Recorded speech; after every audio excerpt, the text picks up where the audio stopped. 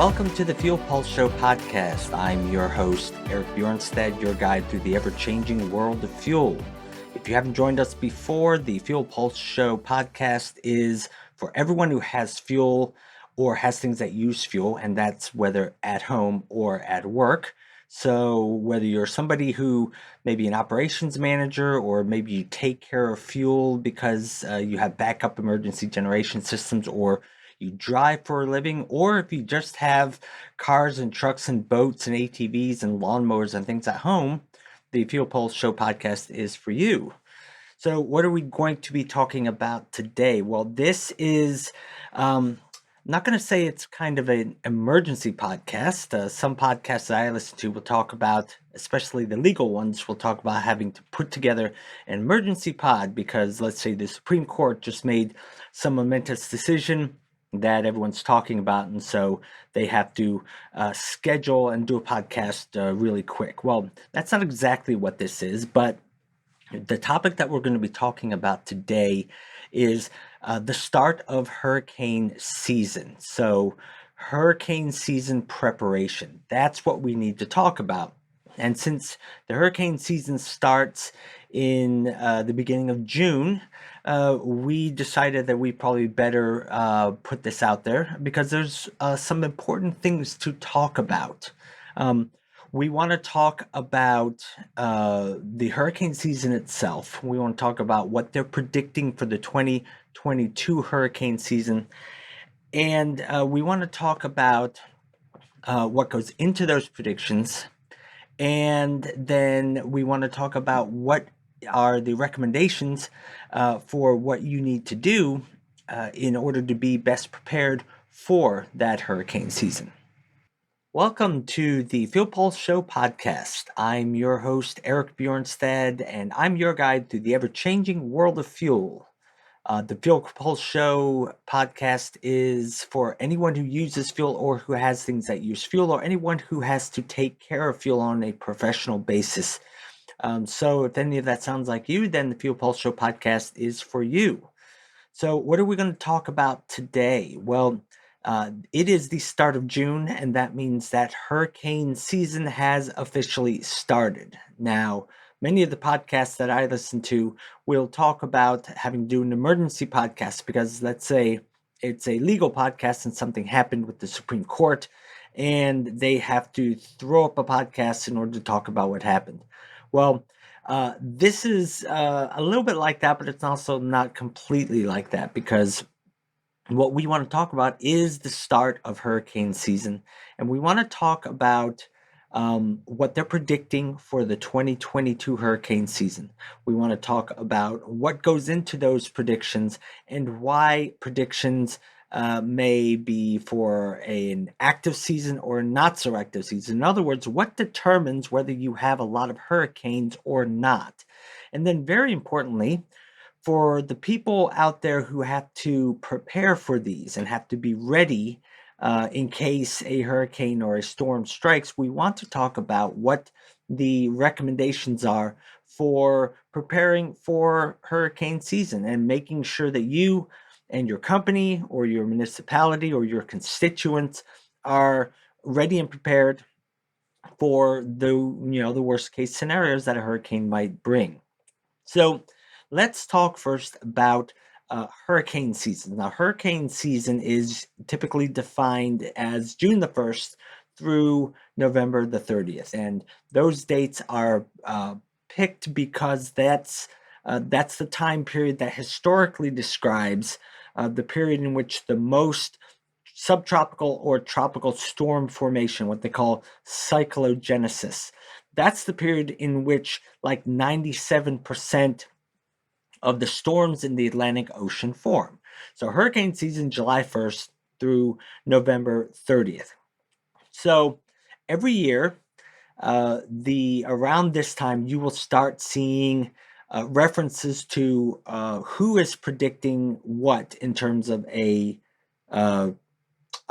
busy hurricane season or a not so busy hurricane season. And who are the people who are making these predictions? Well, the hurricane predictions are made by a group or a combination of types of entities. There are the government entities like the National Oceanic Atmospheric Association, NOAA, the NOAA. There's the Canadian equivalent of NOAA. There's the British equivalent of NOAA. There's also academic institutions like Colorado State and NC State who have people who basically study hurricanes and storms and weather for a living. And so they're really interested in tracking these kinds of weather events, and they will usually contribute to hurricane season predictions throughout the year. Now, the NOAA, the National Oceanic Atmospheric Association, that's kind of the gold standard. They are the ones affiliated with the National Weather Service. And that's the group that your tax dollars pays in order to keep track of this kind of stuff. In fact, if you ever watch the Weather Channel, if you ever watch or if you have it like the app on your phone that is the AccuWeather app, those are privately run enterprises, if you will, but they actually piggyback their data and get all their data from the National Weather Service. And so indirectly, they get it from the National Oceanic and Atmospheric Association. So basically, the Weather Channel and AccuWeather are charging you to, if you pay for those services, they're charging you to access the information that you've, as a taxpayer, you have already paid for. So anyway, the NOAA, the Canadian and British equivalents, academic institutions like Colorado State, these groups all they analyze the annual hurricane seasons and they make predictions about the annual hurricane seasons. And remember, when we say hurricane season, what we really are talking about is the Atlantic hurricane season. There are hurricanes that form in the Pacific. Those are typically called typhoons, but the hurricanes, the storms in the Pacific, do not seem to affect the United States nearly as much as the Atlantic ones do. So whenever we talk about hurricane season, we are really talking about the Atlantic hurricane season. So usually around December, which basically means like immediately after the conclusion of the previous year's hurricane season, groups will start making predictions about the next hurricane season. And so in December, we started to see some predictions from NOAA and other groups. And then we would get some in February. And then more of them would start getting updated in April, and then, of course, May, leading up to the start of hurricane season. Now, as you would expect with the nature of these kind of things, the further away that you try to predict something, the less accurate you're going to be. So that's why they issue updated predictions, because the computer models that they use to help generate these predictions, they will be continually gathering more and more information, and that will start to help to refine their predictions to try and make them more accurate. So what did they predict for 2022? Well, back in December, Colorado State really issued what was really the first prediction for the 2022 Atlantic hurricane season.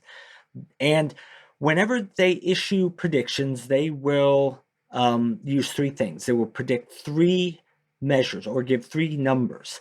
The first number they will do is the number of named storms. That's always the highest. Named storms are not all hurricanes, but all hurricanes are named storms. Named storms also include tropical storms, and I believe they also include tropical depressions. So Colorado State predicted back in December between 13 and 16 named storms for 2022. So that was the first one. The second number that they name are hurricanes. Hurricanes, of course, are defined as a storm that has a certain amount of strength. Now, keep in mind, they're not saying hurricanes that make landfall. They're not even saying hurricanes that affect the United States weather at all. They're saying in the Atlantic Ocean geographic region, there are going to be, in Colorado State predicted, between 6 and 8 hurricanes for 2022. And then the third number is major hurricanes. Major hurricanes, again, are hurricanes that are of a certain size and strength. And Colorado State predicted in December two or three major hurricanes. So 13 to 16, 6 to 8, and 2 to 3. December rolled on, turned into April, and we started getting updated predictions. Other groups started chiming in, and we started to see predictions that were a little bit more specific. One group predicted now 18 named storms. Another said 19. Another one said 20.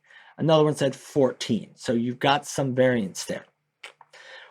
As a general rule, what we started seeing was the models started showing that the hurricane and the tropical activity was actually going to be worse or greater than they expected back in December.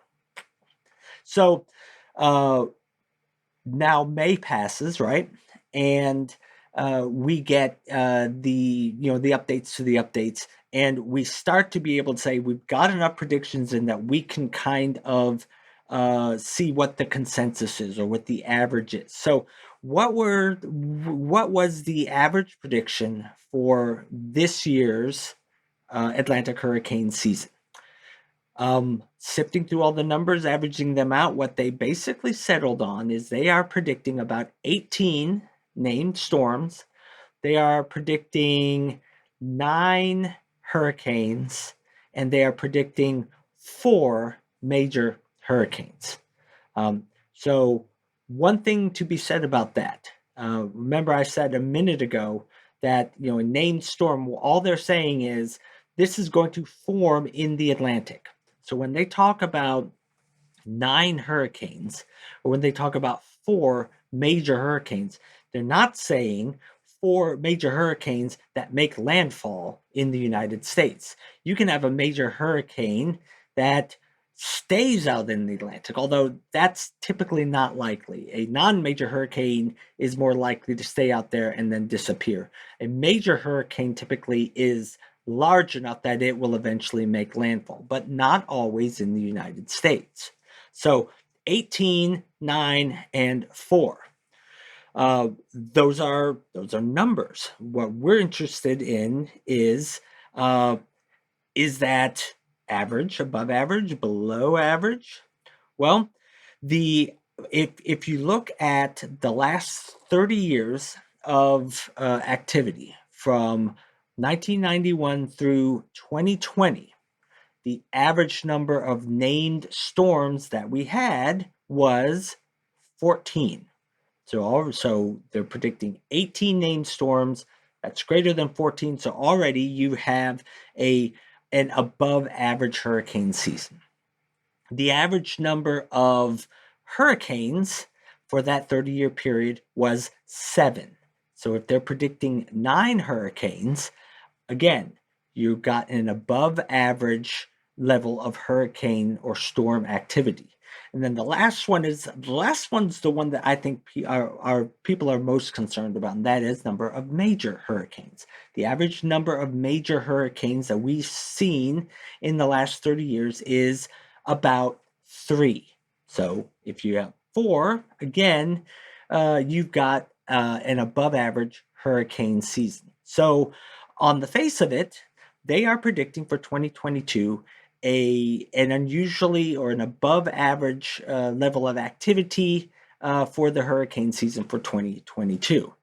Now, if you look back in recent years, how does this prediction compare to what we actually saw in recent years? Well, if you track back to, let's say, 2004, 2005, I was working in a professional capacity in the state of Alabama. And I remember watching the news and seeing in 2004 and then again in 2005, hurricane after hurricane after hurricane after hurricane coming up and hitting the Gulf Coast of, hitting Florida and the Gulf Coast of the country. And there were so many of them and so many that followed one after another that I honestly forgot all the names of them. I mean, I know there was Dennis, and of course there was Katrina. I believe there was Iris. There was, I think, Hurricane Wilma, maybe. Um, by the way, if you go to Wikipedia and you type in, the year and Atlantic hurricane season, it will give you details about everything that happened that year. So if you're interested in. So 2004, 2005, I remember saying to myself as these hurricanes just followed one after another, thinking we will never ever see this again in our lifetimes. And so far, I have been right. However, that doesn't mean we haven't had busy years. So in 2004, we had 15 named storms. We had 9 hurricanes, which is a lot, and we had 6 major hurricanes, which is really a lot. And then 2005, the next year, things really got busy. We went from 15 to 28 named storms, which to that point was an all-time record. And we had 15 hurricanes, which to that point was an all-time record. And 7 major hurricanes, which to that point and still is a record. So that's a lot of activity, but it didn't keep up, right? The years after that were significantly, less active. 2013 we had like 14, 2, and 0. And then 2014 we only had 8 named storms, 6 hurricanes, just 2 major ones. And I think what happened is that we kind of got lulled to sleep. Um, we weren't having 5 or 6 hurricanes hitting us year after year, and so I think we got used to not having to worry so much about hurricane season because the activity simply kind of slowed down. But in recent years, that activity has picked up. 2019, we shot back up 18 named storms, which, okay, 6 hurricanes, okay, 3 major hurricanes. More than 2013 or 2014, but still not a huge amount of activity to worry about.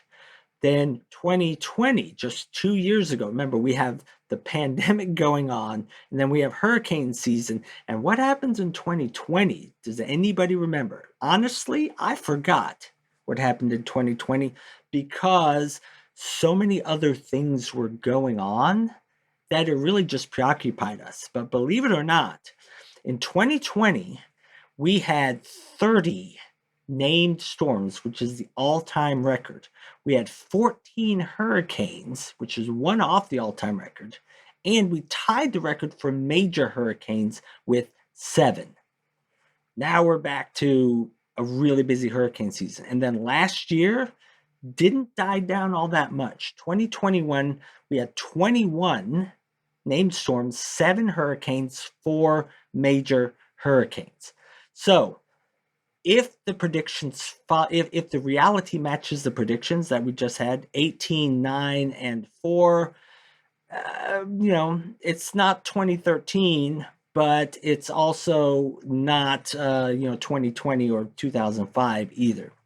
But it is a busier than normal hurricane season. In fact, it will mark the 6th consecutive year that we've had busier than normal storm activity. Another thing to differentiate of activity in a year by is the fact that sometimes storm activity will happen earlier in the season. Last year in 2021, we actually had 6 storms form in June, which was the first time that had ever happened. These groups, they predict total storm activity. I'm going to keep saying hurricane, but what I really mean is storm activity. They're going to predict total storm activity, but they won't predict how early it happens because you really can't predict that kind of thing that far out. But last year, we had a lot of activity early on in the season. So, why are they predicting a busier hurricane season or busier Atlantic hurricane season? Now, this is where we can get into the technical vagaries of this. We recently published a blog because we always do a blog article at the Bell Performance blog on what they're predicting about the hurricane season. And usually, what I'll try to do when I write these is I'll try to give some kind of explanation on what this all means and how they're coming up with these predictions. And it really is kind of interesting. Um, if you look at it, or I should say, the more you look at it, the more you realize that it can get really complicated. And as I said in the blog article for this just recently, there are people who go to school for years. They're called meteorologists, but they go to they study this kind of stuff for years. It can get really complicated when you try to explain exactly what's happening. But I think there's a way to simply explain how they arrive at these kind of predictions. And in order to do that, we have to actually take a look at, we have to ask the question, what are the things that influence whether you're going to get a lot of hurricanes? The simple answer would be having more of the kinds of things that help storms form would lead to more hurricanes, right? Yes, stands to reason. So, there are a number of things that contribute to the formation and strengthening of storms. And those have to do with a couple of things. They have to do with water temperature, and they have to do with the winds, really. So what do we mean by that? Well, let's talk about water temperature, first of all. Warm, and by water temperature, what we're talking about is surface ocean temperatures. If you get a storm that starts forming, if the water in the ocean where that storm is warm, it will contribute to that storm. It provides fuel for that storm to strengthen. That's part of the reason why when you get a hurricane that tracks through the Caribbean, right? It tracks through the Caribbean and it goes up and it hits Cuba and Dominican Republic and Haiti, and then it hits that water around that area. That water tends to be warm. When the storm goes over land, it doesn't have any water to draw on, so it weakens. But once it hits water again, if the water is warm, it will pick that water back up and it will grow because of that. So warm water is the essential fuel that a storm needs to form and then to grow and keep growing and strengthening. Now, this is where we have to talk about climate change. Now, we're not going to get into the politics of the environmental movement and whose motivations are governed by what. We want to stick to the facts of the matter. And the facts of the matter, no matter how you attribute or no matter what you attribute this to, the fact of the matter is that over the last X number of years, the ocean waters have been warmer than normal.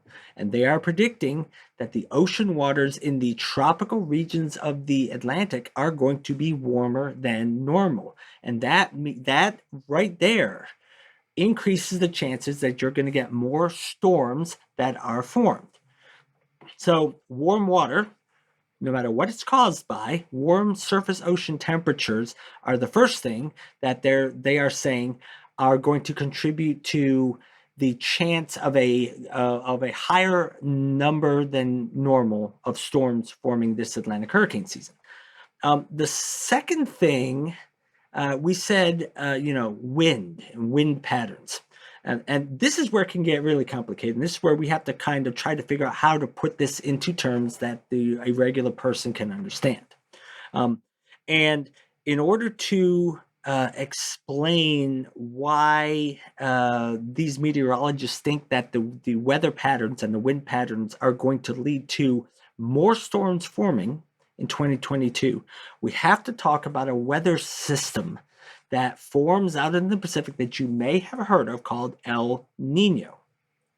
Now, El Nino, it's a type of weather pattern, and I can't remember all the vagaries of exactly what it is. But what is clear is that uh, every year they either get this kind of El Nino weather pattern out there in the Pacific, or they don't. And they may get one that is strong, a strong El Nino, or they could get a weak El Nino. Now, why does that matter? And uh, just as saliently, why does it, El Nino is in the Pacific, it's not in the Atlantic. Yet it really does affect what happens in the Atlantic. And that's the thing about weather on this great planet Earth that we live on, is that things that are happening in one part of the world can affect things that happen later halfway around the world on the other side of the globe. And that's basically what happens with El Nino. This El Nino weather pattern, if it forms in the Pacific, what it does is it causes certain kinds of winds to form over the Atlantic, in the tropical regions of the Atlantic, where storms tend to want to form. Now, what are these winds? Well, very simply, what happens is that if you get an El Nino being formed over, let's see, over here in the Pacific, the United States is here, right? The Pacific, if you're looking at it, the Pacific Ocean, hopefully the orientation is right on this video, but the Pacific's here, the United States is here, the Atlantic's here. If you get El Nino formed in the Pacific here, what happens is that there are troughs or layers of wind that will form over the Atlantic. And what you'll actually get is you will get two troughs of wind that are formed, one at low altitude running in one direction, and the other one in high altitude running in the opposite direction. So you get these two troughs of wind that form in the area where storms want to form. Now, why does that matter? Well, what happens is when you have two strong troughs of wind running in opposite directions, what happens is that wind starts to move between them. And what you get is this thing called wind shear. First time I ever heard about wind shear was, I remember the plane crashing into the Potomac when I lived in Central Maryland, and it crashed into Potomac in winter, and they talked about wind shear.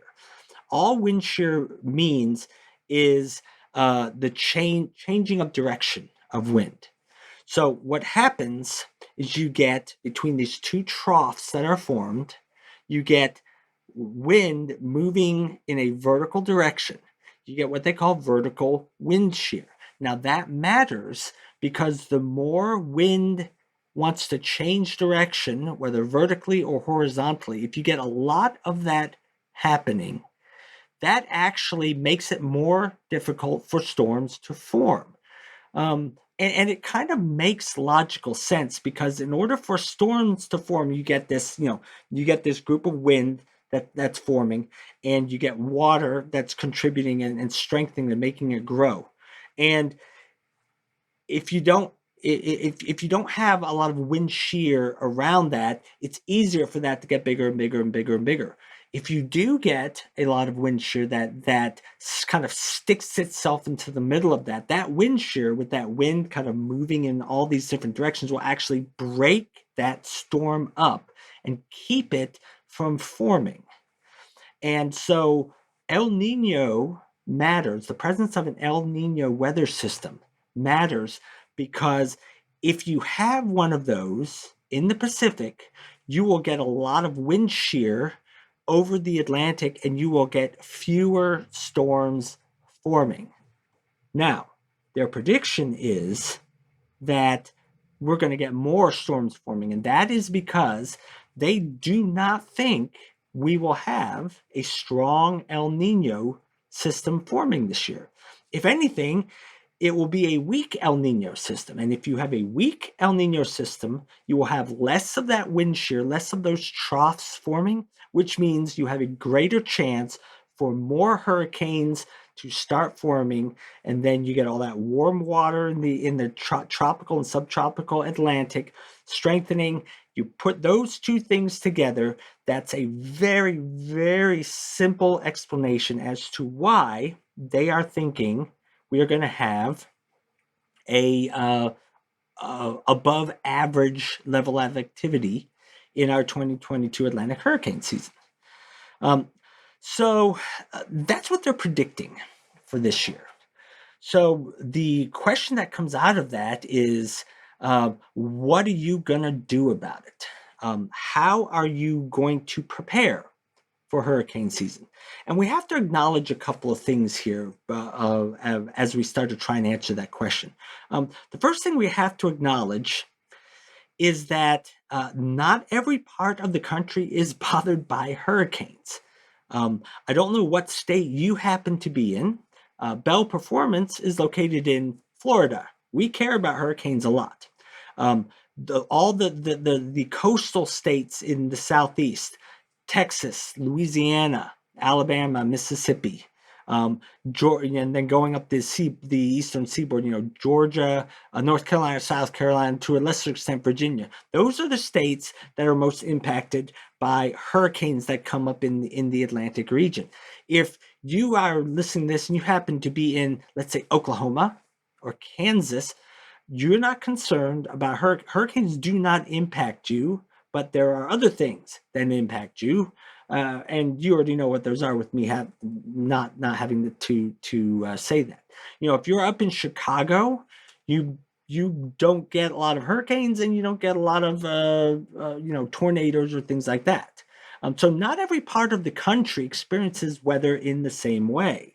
So when we're talking about how to prepare for hurricane season, we know that there's large parts of the country where this isn't going to be a big concern for them. However, that being said, the parts of the country that are affected by hurricanes tend to have a lot of people packed into those areas, and also happens to be where a lot of the refining activity in the oil and gas industry. Texas and Louisiana are real hot spots, real concentrated areas for that, which means right now gas prices are high. This is June 2022. If we want to anchor for perpetuity the date of when we're talking about this, right now the country is going through a problem where gas prices, for a number of reasons, are unusually high. If we get a major hurricane that comes up through the Gulf and hits, plows its way up through Texas and Louisiana, that's going to cause us a good portion of that refining capacity to have to go offline for a certain amount of time, and that's going to make things a lot worse because of the pressure that everything's already under. So not every part of the country is equally impacted by hurricanes, but the parts that are impacted tend to be ones that are very closely associated with fuel production, tend to be highly populated areas. Now, the other thing we have to acknowledge here, independent of geography, is that not every kind of person is affected equally or worries to an equal extent about hurricanes. What do we mean by that? Well, let's think about two types of people. Let's think about homeowners, and then let's think about, we'll call them fuel professionals. So homeowners, that's the average person, the average person maybe who owns a house in South Florida or in Mobile, Alabama, or in the Panhandle in Pensacola or Destin, Florida. That homeowner does worry about hurricanes to a certain extent because, I don't know very many people who would not feel some financial pain if a hurricane came through and ripped the roof off their house, or if a hurricane came through and parked itself over their backyard and flooded out the entire first floor of their house and filled it with mold. that would hurt any homeowner. So homeowners are concerned about hurricanes on that kind of level because they have that kind of risk exposure, if you will, and they have a limited ability to absorb financial loss. So homeowners care about hurricanes, but they care about it differently and to a different scale than a what we call a fuel management professional. What we mean by that are people who have jobs where they have to manage systems that where fuel's involved and which are used in an emergency. And those are systems where if a hurricane came through and shut certain things down, those systems would be relied upon to kick in, so to speak, and start working. So we're talking about people who are in charge of emergency management professionals, first of all. Then you've got people who work for utilities, um, people who work for hospitals. Hospitals are required, hospitals are what we would call mission critical entities. They're really important, right?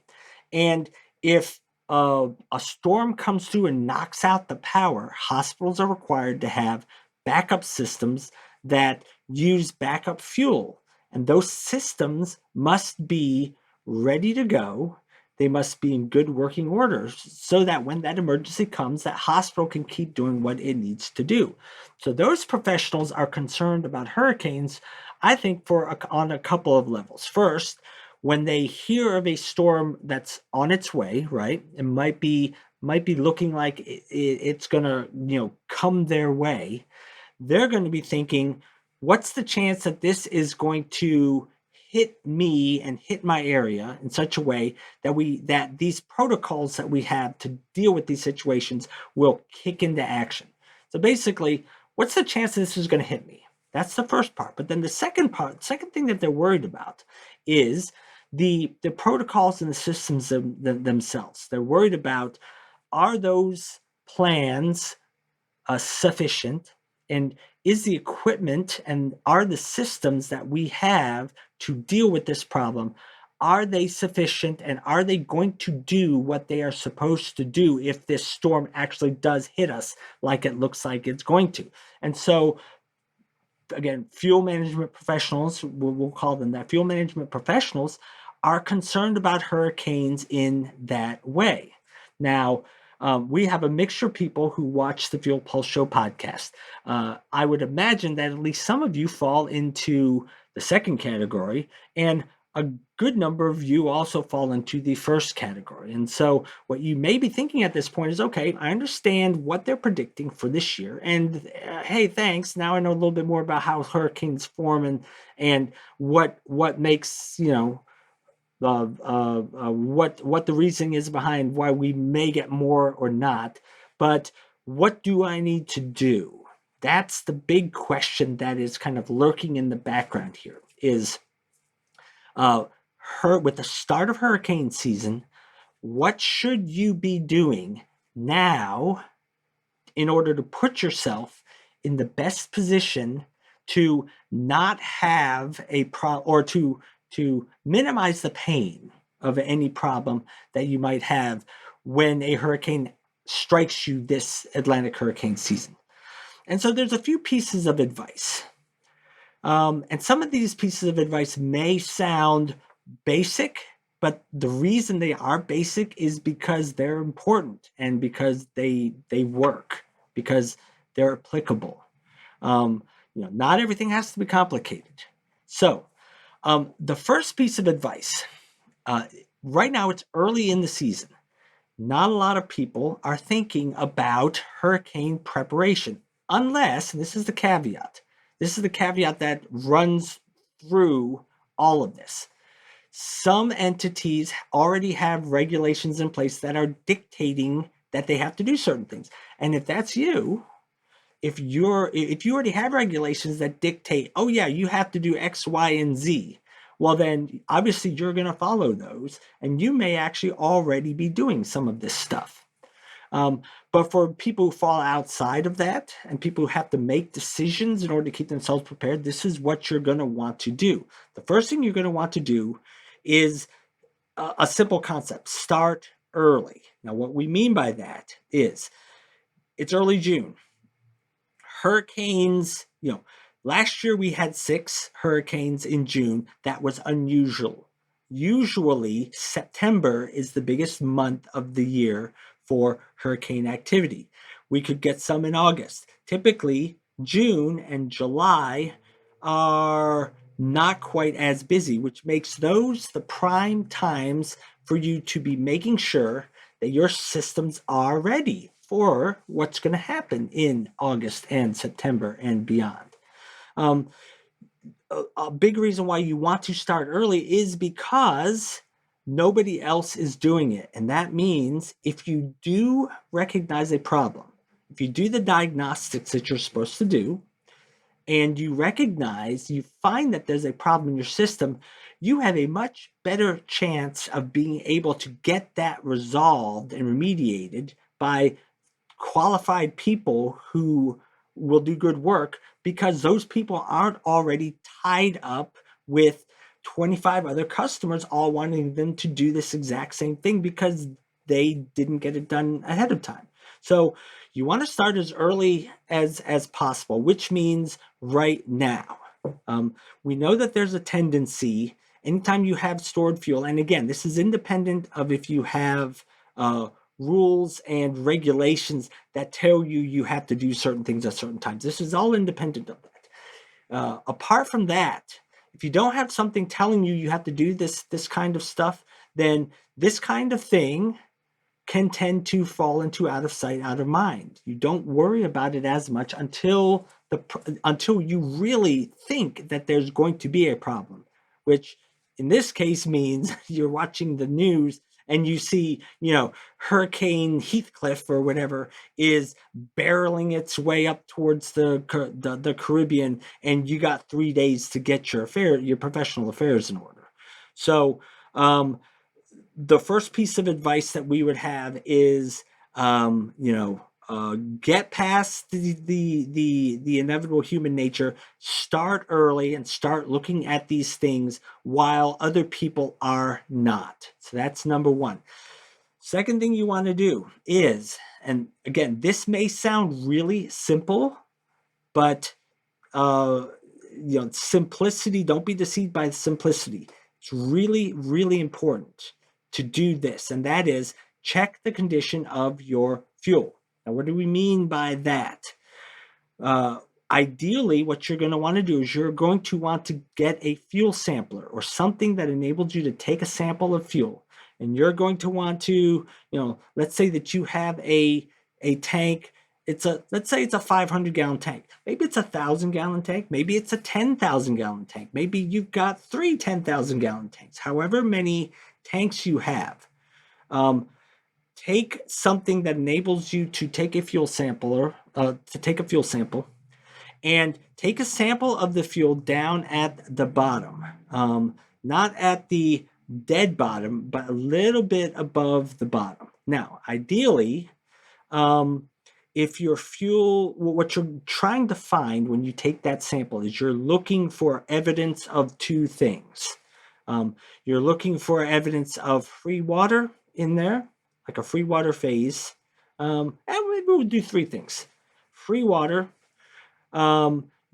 You're looking for evidence of emulsified water. And that means basically if you pull the sample up and you've got a bunch of cloudy or hazy fuel, that means that fuel has what they call entrained or emulsified water in it.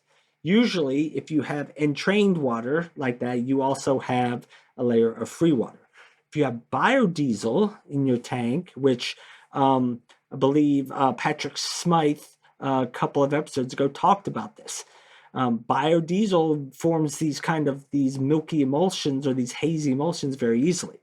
If you have biodiesel in there, you've got a great chance of finding this as well. So you're looking for free water, you're looking for hazy fuel, and then the third one is you're looking for evidence of microbes. Now, these things all kind of work together, because if you have free water in there, and by free water, we're talking about a layer of just water down at the very bottom.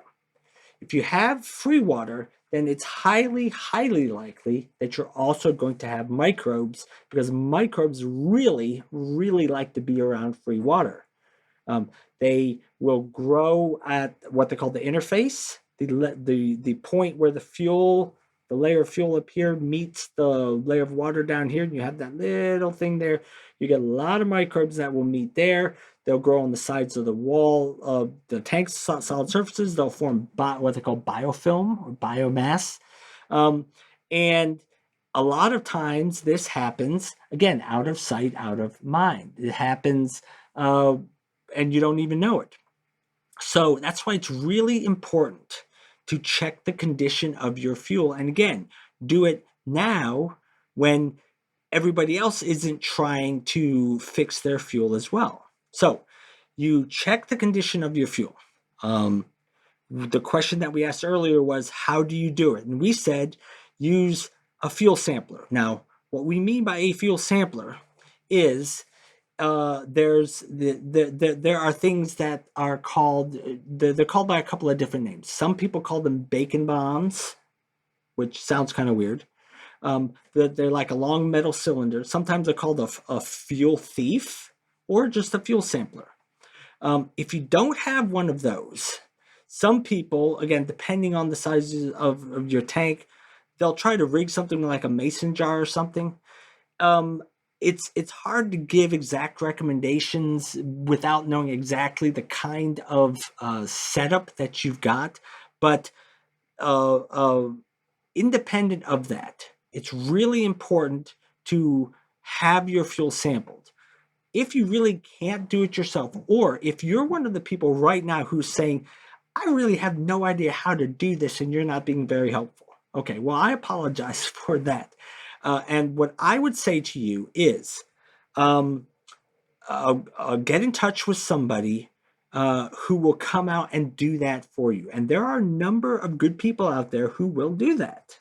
So no matter if you do it yourself or if you have someone else do it, sample your fuel and check its condition. And then if you see any of these things in there, if you find free water, if you find that milky emulsified or haziness to the fuel, or if you find evidence of microbes, those are all things that you must get fixed if you do not want to have problems or the possibility of problems developing if a storm hits. Because if you've got water and you've got microbes, and if you've got entrained water in that fuel, there's a much, much greater chance that when everything's hitting the fan and that hurricane is bearing down on you and you have to fire up that emergency system, there's a much greater chance that when you fire up that system, it's not going to work. And you do not want to be in that kind of position.